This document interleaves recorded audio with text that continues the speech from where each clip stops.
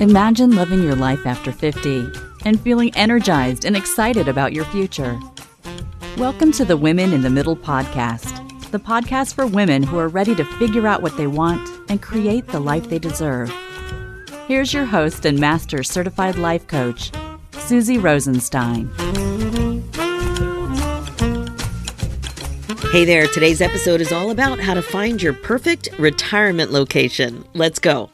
Welcome back to the podcast Women in the Middle. I'm your host, Susie Rosenstein, your master certified coach and midlife mentor, and I am so glad to be here with you again for this week's episode, which is all about that glorious time in your life when you get to think about relocating for retirement. I said it was a glorious time in your life because it's often a time when you can make a choice that's based on lots of things that you really want. Maybe things you've never been able to prioritize, maybe things that you've been dreaming about. Now, I know that in life it's usually pretty hard to get everything on your wish list, but you can try. Even the hunt for your perfect retirement location can be fun. But as you can imagine, this decision can also feel overwhelming and confusing, and you may not be comfortable about knowing what you don't know, right, to make the decision. So this episode is for you if you're thinking about moving for your retirement someday, or even in the near future and are ready to start getting more clarity about the most important things that you want where you live in your next chapter. You are going to love my guest today, who has learned so much about her own moves and has used her professional experience to make it easier for you. But just quick, I have a free gift for you. As you know, it is super common to feel stuck in midlife, like you just know there's more out there for you, but you just don't know what you want to do about it. You may sense that you need to make a change, but are unsure about what the right change would even look like. And the first step is understanding what is going on and why you're feeling the way you do. Nobody should waste their valuable time on this planet being afraid of having regrets. So my gift to you is a free guide called The 12 Obvious Signs That You're Ready for an Exciting Change in Midlife. And it is waiting for you at www.susierosenstein.com/12 signs. You can download it there and please enjoy. Okay, now let's dive into this week's episode. My guest today is Margaret Vandergriff. Margaret founded Your Place Finder LLC in 2017 after 3 disastrous empty nest moves herself. She helps individuals and couples avoid the pitfalls and reap the rewards of finding the perfect location to retire. Drawing on 35 years of prospect research, strategic planning, and consulting and coaching experience, Margaret created the Spark system to guide retirees and almost retirees from deciding to move or not, to finding their perfect retirement location, to smoothly navigating their move and transition to life in their new location. Now, this can be a really exciting time in your life. Finding your perfect retirement location will only make it better. I know you're going to love this episode. Hi, Margaret. Thanks so much for joining us today on the Women in the Middle podcast. Hi, Susie. Thanks for having me. I am so happy that you're here. We first spoke many years ago, way back in episode 65. Oh, time flies. It really does fly. I personally cannot believe that that much time has gone by, because that was just after the podcast had only been around for about a year. And you were talking about relocation at that point. And now what I really love is that you've really zoomed in on finding your perfect retirement location rather than just relocation, which I love because that's the stage that so many of us are at right now. Exactly. Yes. So with that said, we're going to take a dive because I know this can be very overwhelming and exciting. You can be worried about mistakes and success. There are so many things to worry about and to think about and get excited about. So let's get started with you telling us a little bit about what was going on for you in your 40s. And I know there's quite a story there and a journey there about some of the decisions you made and how you made them. So bring us up to where you're at now. Okay, so we're going to go back to when my daughter left home for college. That was back in my 40s. She left home, and my husband at the time decided, I want to take a job in the middle of no place in the West Texas desert. And so I was like, duh, I was really bored and I just didn't really want to stay in Austin. That's where we were living, Austin, Texas. I loved it for many years, but it was just like, I'm ready for a change. What the heck? Let's just try something different. And boy, that just led to a whole chain of events. So that didn't work. I lived in this teeny tiny town for about 18 months. The marriage imploded, moved to the closest city, lived there for a little while, met my current husband, and we went, oh, wouldn't it be awesome if we lived in a small town in the Midwest? And we got this bee in our bonnet, and we just had to do it. And so we just decided, all the flags were probably waving to not do it, but we were ignoring them, and we just headed out and planted ourselves in a tiny town outside of a city, about 40 miles, basically in the middle of a cornfield. There was no work. People were all locals who'd lived there their entire lives. They did not like newcomers. It was a really, really lonely, unpleasant experience. And from that, I was like, how did I get here? How did this happen? And I thought, oh my gosh, what did I do to get here? And I thought about it, and I thought, this must happen to other people. They just pick up and they move somewhere, and then they get there and like, what have I just done? And so I was like, well, how can I help people not do this? Because this is a way that nobody should have to live. They should not land someplace and just be miserable. That's not how one wants to live life.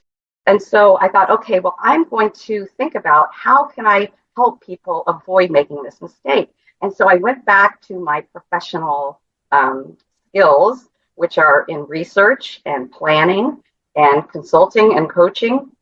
I've been working with nonprofits for 30 plus years. And so I kind of took all of those skills and I was like, what if you could look at locations like a nonprofit looks at funding sources? And if I were to look at it in terms of like matchmaking or like a person looking for a mate.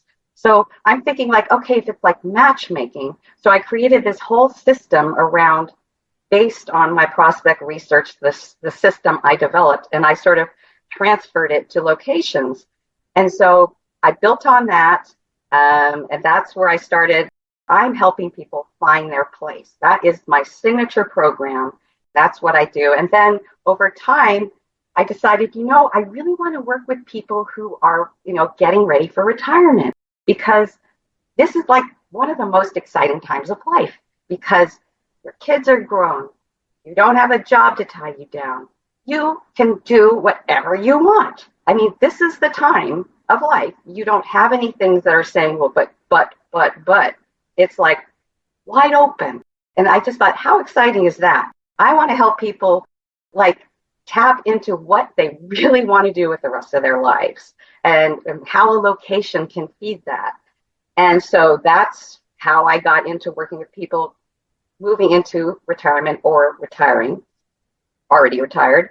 So it's more like, the first step is like, do you want to move? Like, is this the right thing to do? Because I really think some people don't necessarily stop and think, is this really the right thing to do? So I have a really short assessment and coaching to go with it to sort of, is this the right decision for you? It's a decision-making tool.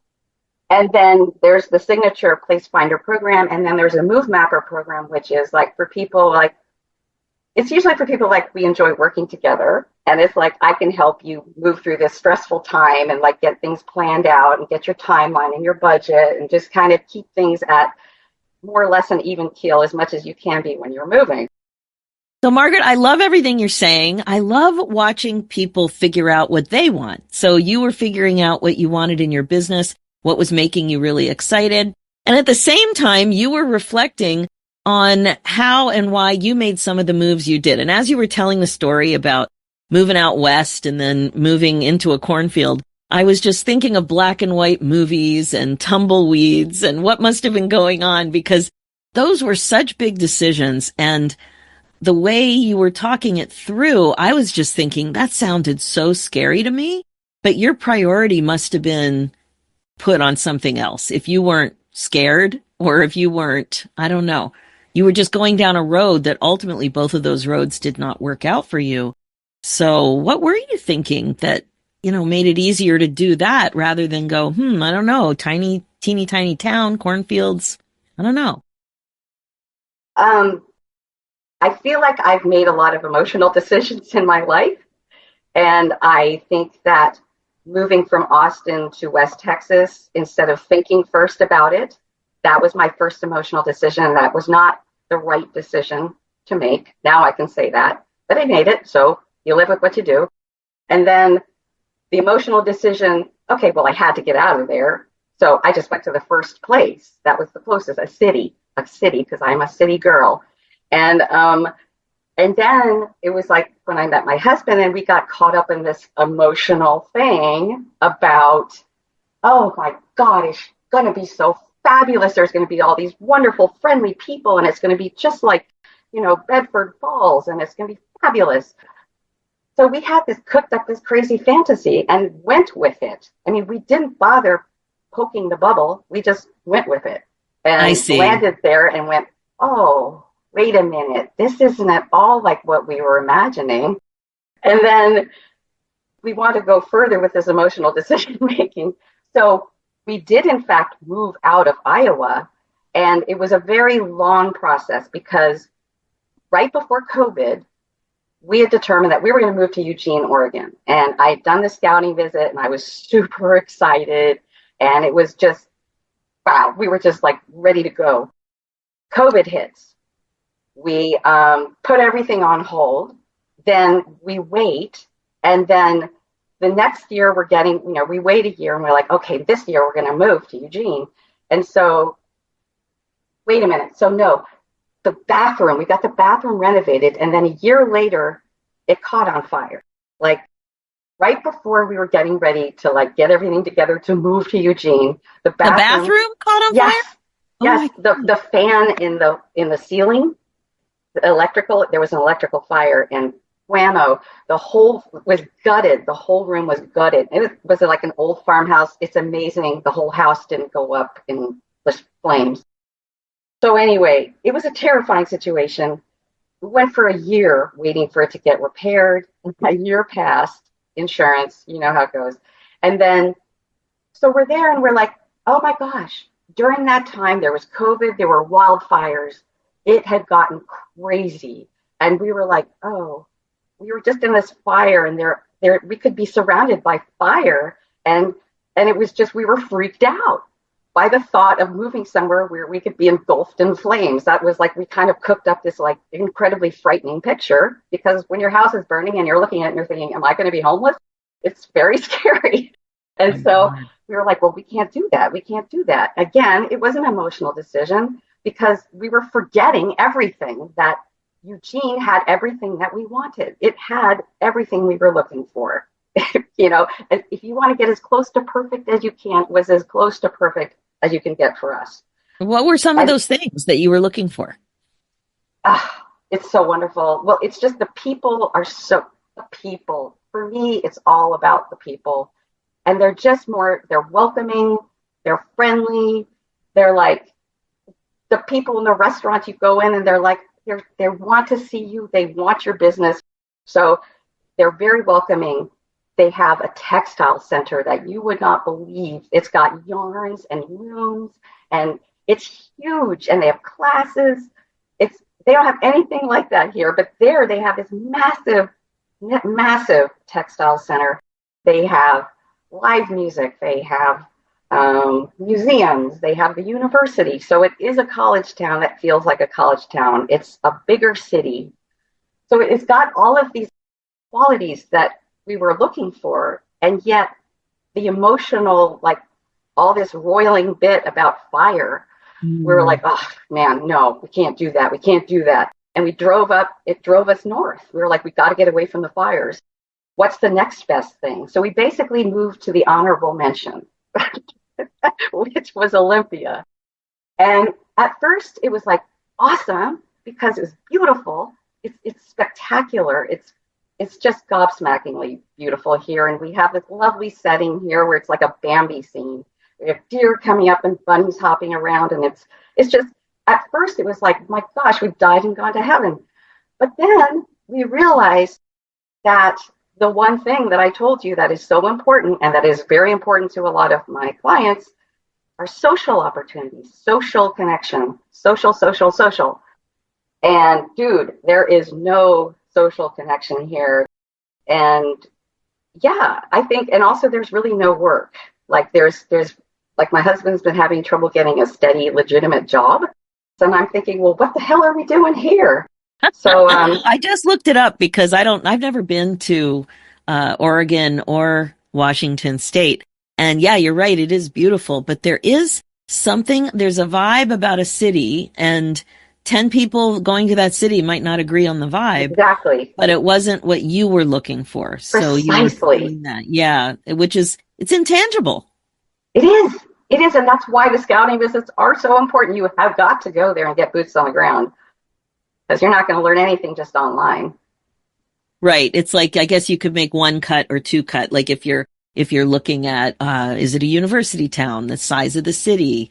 But the social opportunities, even though you could look things up, it may not be what's really going on that's a good fit for you. Right. So when did you move there? How many years ago?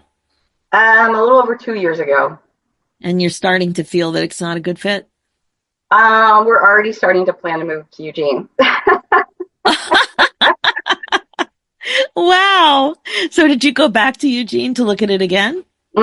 Yeah. Yep, we did. And it was really like, oh, okay, yeah. I don't know what we were thinking when we went to Olympia. Wow. I love that I know I say I love a lot, but I really do love. I'm just noticing that today. I wonder if I say that on all almost 400 episodes. I don't know. You could run a search. I could.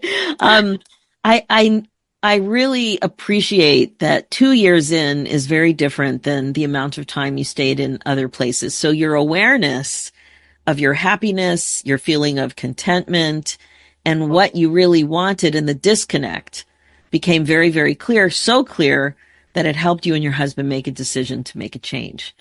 Yeah, it happened quite fast. Wow. Yeah. Well, when you make a concerted effort to connect with people, and I did, I took 6 months and I really pushed it. I really tried to get out there and connect. And it was just shut down. And, if you try like that and you just get shut down, it's kind of like, why am I doing this? It shouldn't be this difficult. Wow. To connect with people. And how do you pick up that it's different in Oregon? Just talking to people and the way that they respond to you, like you can make eye contact. This is just my take, of course. They seem a bit uptight and they just seem more chilled out. And I hear a lot of people, we were there, they were talking about how chill it is in Eugene. And I'm very chill. I like chill. And this is chilly in a different way, not a good way. And I guess because now that would be the 1, 2, 3, 4th place you've been that hasn't been very social. It hasn't filled that need, that you're very aware of that now, what that feels like. Oh, yeah. Very aware. And I'm also aware when I sense that it's different. And I'm like, now that's more like what I'm looking for. Like people are more acting like, I don't know, just more relaxed and more willing to talk and be open. Yes. That's what I'm looking for. Yes. And what else is really becoming clear is I've heard this from many clients too, that when they're finally able to slow down and put themselves first, it's those two behaviors, the act of slowing down and being more present and noticing when you're not being present, and thinking about what it is that you want. And once you've identified, I want more friends, I need more people in my life, and you're slowing down, that means you can listen. So you're a better listener when you're more present, and that really helps bring more people in, Right. It's really nice in that age when you don't need to be our age to be able to slow down, but it's certainly something that at least my clients, and it sounds like your clients, are looking for, so that what they want can be noticed, recognized, embraced, and acted upon. That's the point of intentional living, right? Yep, it is. It is. That's the point. So what would you say to somebody? Like, what's an ideal client for you? You said that you work with couples as well? Oh, yes. Individuals and couples. They're getting ready for retirement. Some of them are already retired. And what does getting ready mean in your world? Is it 1 year, 2 years, 5 years, 10 years? I've had all of those answers. It's usually 12 to 18 months. Mm. Yeah.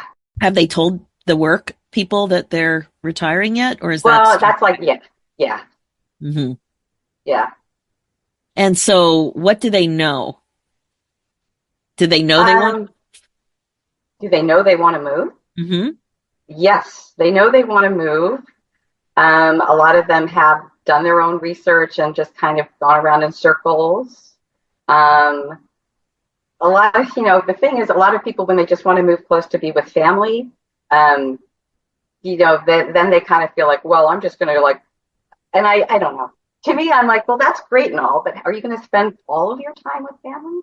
Like, are you going to be like shacked up with them? Or like, to me, I think it's funny when people decide to move to a location to be close to their family. I mean, I understand it, but at the same time, I'm like, you can see them. You can still fly and see them on a frequent basis without having to like live.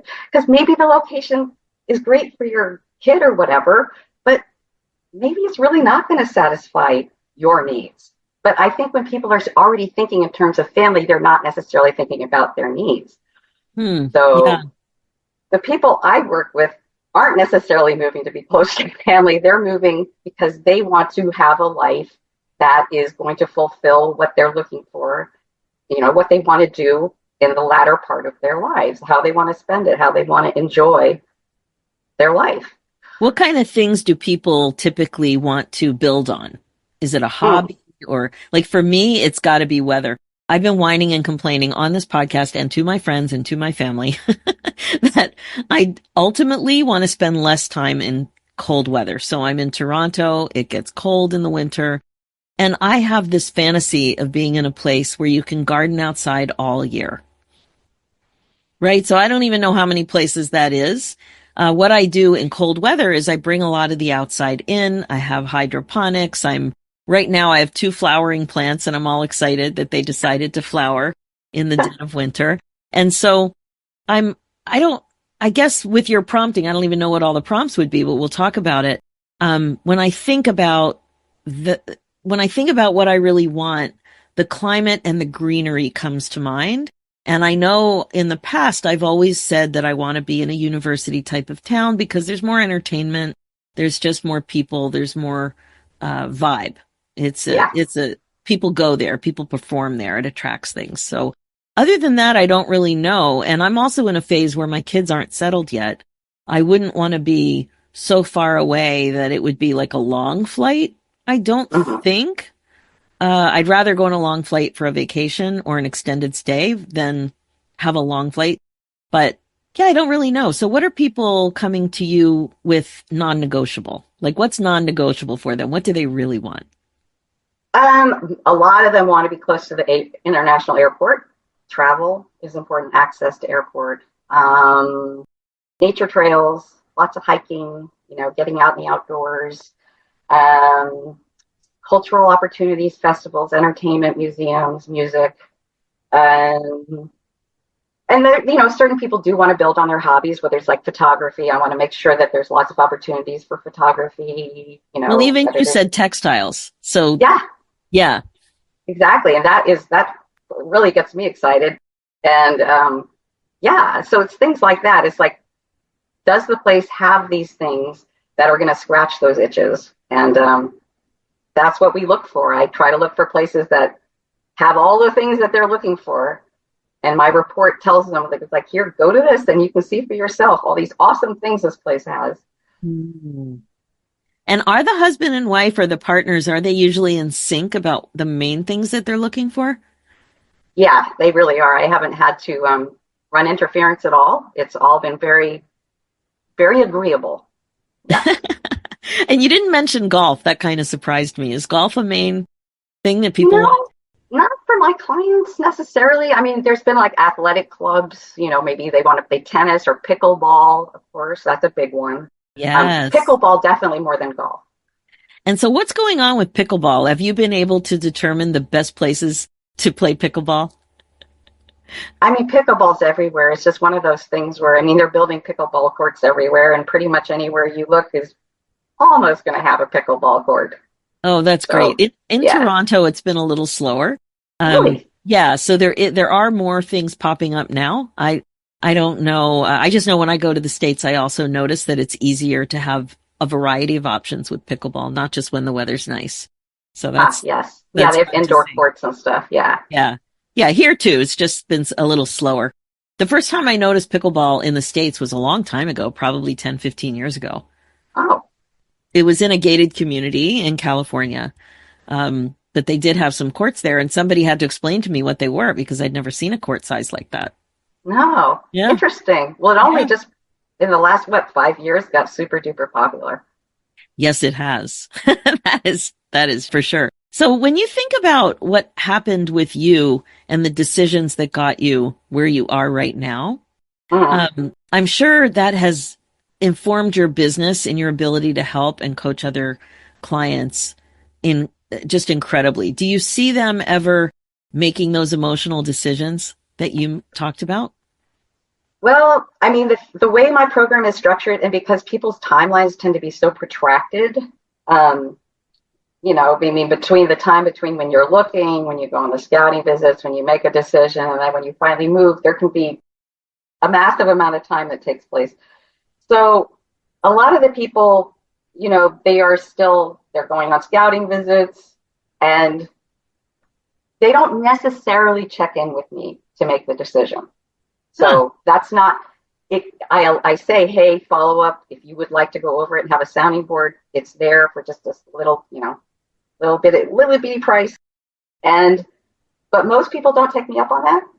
They make the decision, and so I don't know if they're being emotionally driven with their decisions. I hope Oh, not. that's But so fascinating. So you get them prepared for the scouting visit and clear about the priorities. yes. And So so I what's, get them, they have a plan. They know how to do their plan for what they're going to do on their scouting visit. They have an evaluation, like scorecard, for how they evaluate each scouting visit in an objective kind of way. And then once they're set up with all that and they have their short list and they have all of the, information of all the places they could potentially go and visit and check out, that's where I leave them, because I was just finding, people, they just kind of drag their feet and they don't necessarily go. And so I can't really structure a program around that. I have to kind of make it flexible in terms of, hey, when you're ready, and if you would like to talk to me, I'm here to talk to you and I'm happy to be a sounding board. But that's kind of where I have to leave it because of the timeline situation. oh, I totally see what you're saying. Yeah. So how long do you think is an ideal scouting observation? Well, ideal would be like if the most time you could possibly spend there would be ideal, just because then you would, almost feel like you were living there. I mean, I've had people like actually stay places, for a month or whatever, and just like, really kind of try to dig in. But I would say, I mean, mine have tended to be like 2 weeks. I wouldn't do less than 2 weeks if you didn't have to. Ooh, that's good. I had a retreat earlier in the year, and we went to a cruise out of Florida, and I really wanted to do a cruise that stopped at the Keys because I'd never been there before. So Yeah. we were in Key West, and we hired a local tour guide, somebody who'd been there for 4 generations, which was amazing, right? That's Wow. really the type of A person, long time. right? He knew so many things, and it was just delightful. Everybody had a great day. And I couldn't stop thinking about, oh my God, I could live here. Oh, really? Even though it wasn't any of the things I just mentioned to you in terms of, I don't think it's a university town. It is definitely far away from everything. And That's for sure. yeah, so like it didn't fit the bill, but there was something about it that attracted me. And I'm glad I noticed it because it felt like Cape Cod to me, and Cape Cod is one of my favorite places in the world.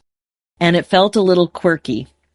And I Definitely. love quirky. I love when there's quirky people and quirky businesses, and people are, like you said, chill and creative, and there's a lot of art and there's a lot of music, and I love quirky. Now, I don't know if quirky is the place I ultimately will need to live. I don't know. I for sure am quirky myself. I don't know, but I think just noticing that I love it was Yeah. really good to feel. Yeah, it is. And it's good to identify what it was about that was resonating with you. So then you can take that and sort of apply it during your search. Like, these are the things I know that I really appealed to me. I want to make sure that place kind of has some elements of that. Yeah, and people seem to have really weird stories about how they ended up there, and there's a history. There's such a rich history in such a like a small, quirky kind of place. Anyway, that was really fun. So, what would you say are your big learnings in terms of yourself and your own growth in finding your place, the place that you want to spend your next chapter in? Well, I think this is the first time that, and yeah, I've kind of like not done the best job up till now, but I mean, it's the first time that I've made the decision of where to move, because a lot of times it's like, oh, you move somewhere. Like I moved to Austin because my boyfriend at the time and we just wanted to move somewhere different, and it was just ended up there. It wasn't like we really picked it. It's just kind of picked us. And then, I didn't pick going up to Brownfield, Texas. I didn't pick going to Lubbock. I did pick going to Iowa, but so I feel like it's sort of the responsibility of deciding where you're going to move. And like, I think it's realizing just what a serious responsibility it is. It really is. And it's not something to be taken lightly. And I think perhaps in my own way, I've taken our decisions a bit too lightly. And it's kind of led to some little bit of bumpiness. But I think the freedom of having the choice is such a great thing. But you just have to remember that there is responsibility that comes along with it. And just to make sure that you follow your inner compass, that you don't, get, what is the word when you get off your track? It's important to just try to remember what's important and stay on track and to not be distracted because there's so many distractions out there. So many. And also, I think what may have really played into your situation is that you were really looking for connection with people. And that was a piece that you couldn't control. It took a while to really understand the community and what people what people's own priorities were in that area, right? Your observation about people being there for a really long time and not being as open to new friends and things like that. I don't know how else you figure that out, until you try. Mm-hmm. Yeah. But the beauty of picking a place, you've taken it very seriously and you're owning it. And were you and your husband in sync on this place? Absolutely, on Eugene. Yeah, and we both agreed here too because we were both kind of terrified. So yeah, we both were in agreement. We rarely disagree on matters. Wow. And I guess I'm just looking at your notes and I asked in the notes, like, what if you're afraid? And you said, just go for it because you don't want to have regrets. And so much of what I talk about here on The Women in the Middle is regret proofing your life. And if there's something you really want to do and you don't allow yourself to do it, usually that's what it is. That's a very common regret that people have. Yeah. And so if you've always wanted to live there, as soon as you started to work on what it is you really wanted, and then you don't allow yourself to do it, it is something you could regret. Yeah, for sure. And yeah, for both of us, we just decided, life's too short. We've already been here 2 years. Let's get to the place where we need to be, where we're going to be happy because this is no good. I don't want to live like this. And how are you gonna make a few more visits there before you move? Well, probably. I mean, in terms of like housing and neighborhoods. And I mean, we did do a nice scouting visit recently. But yeah, I think before we move there, we will probably go down there again. Wow. Awesome. I am so excited for you, Margaret. And I love what you're doing. Like, this is such a great service for people who, so many of us will just spin in confusion for a very, very long time. And then as you said, life is short. Time does fly. And you really just have to take control or another 5 years is going to fly by and you're still where you are. So what can you offer? I know you've got something on your website that you wanted to share. Yeah. Well, my website is yourplacefinder.com. And I have on there's a tab that says free quiz. It is the place personality type quiz. And I consider it like your, first stop on your search. And if you want to start narrowing down your filter, the first place you can start is, well, what's my place personality type? Am I a city, a suburb, a small town, or a countryside? And so you'll answer 20 questions and it'll give you a score and tell you what your place personality type is. That's a great start. One of the things that I know you also point out to people is there's underthinking and there's overthinking when it comes to the search, and both can keep you stuck. Can you tell us a little bit more about that? Well, yes. So you can get stuck when you're underthinking because you are not taking in the right information. A lot of times people spend time online and they just start looking at discussion posts, they start looking at lists, they start reading what other people are saying about things, which is really just really is a waste of time. It's much better if you can go get facts, and you get the facts about a place and you go to the source of where the facts come from. So you really need to focus on that. That's the one way you can avoid spinning your wheels with underthinking. You have to plan your scouting visits. You can't just go and go, la, la, la, let's go have some beer or whatever. You got to go on a scouting visit. You need to know what you're going to do, have it planned out, talk to people. Don't just, no brainer it. Don't wing it. Yeah. Don't wing it. You also don't want to overwhelm yourself with search criteria. You want to try to keep it to a manageable number of criteria. Some people just keep adding and adding and adding, and you're just making things more complicated for yourself. Remember that things aren't perfect. I talk about a perfect retirement location, a little bit tongue-in-cheek there, because we all know what perfect is, but my goal is to get you there as perfect as possible. And to remember that nothing is going to be absolutely 100% perfect and fit every single thing that you want. But if you can get close enough, that's a really good start. And go with that, because otherwise you're never going to go anywhere because perfection doesn't exist. So those are some of the kind of traps people get into with under and overthinking, and how to avoid them. Yeah, I know. I was stuck for 5 years, just stuck in general life, and it was terrible. It is terrible. You just don't realize how much time you're wasting. But now with your focus on retirees, I know another thing that comes up is deciding to move or not. So sometimes people think they want to move, but maybe they don't. So that also needs to be explored, right?